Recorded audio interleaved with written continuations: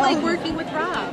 With Rob was amazing, surprisingly so in the way that I didn't know, kind of ignorantly so, that he was a real actor, like a real actor and a good one.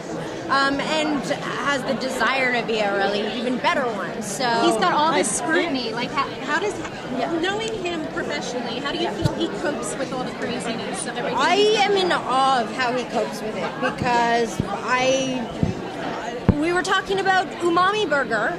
And I'm like, that's the best burger in the world. And he's like, I know, I haven't been able to go out and get one at the place. I've had to have it like sent to me, and it gets cold. And he can't go to Umami Burger. I mean, what is it even? Umami? Oh, sorry, it's this burger place in LA, which is UMAMI. UMAMI. Yes, it's the best burger you've ever had in your life. But he can't go sit there. And he can't go sit. No, but you know, he copes with it so well that he doesn't complain. Like if I couldn't have Umami Burger, I would be complaining. Yeah. Anything about him that was different than you expected?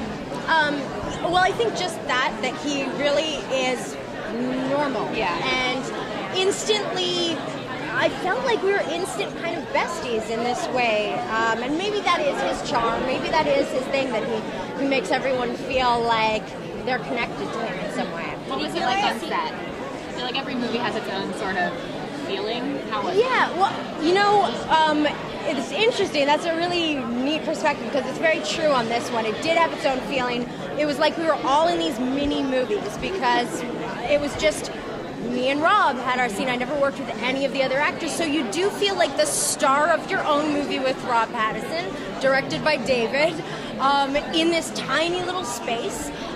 So it felt very kind of surreal. Have you ever seen kind of tense on set, or? No, just like totally surprisingly normal and lovely. Of course.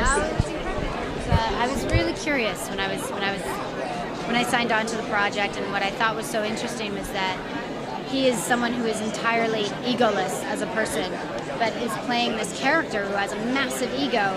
So it was really interesting to watch him kind of flip back and forth between those two people. How do you think he balances it all? Like, he just has such scrutiny on him, even the controversy notwithstanding. I don't know, you should ask him. No, but I mean in terms of like being grounded, because what we're getting from everybody in the cast is that he's a regular guy. I can say that he surrounds himself with really great people. Now that you've worked with him, you've gotten to know him as an actor. Yeah. He deals with such scrutiny, not the controversy notwithstanding, the kind of scrutiny he has to deal with because of the Twilight series. How do you think he balances it all? I have no idea. Because you understand, when we're working on the movie, we're in a bubble. Right. We're like the character in his limo.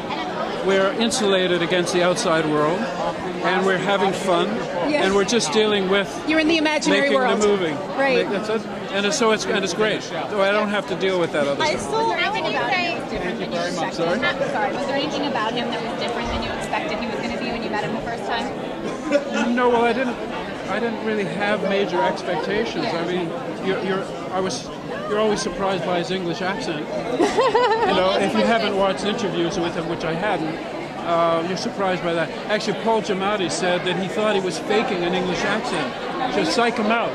He didn't realize he was English.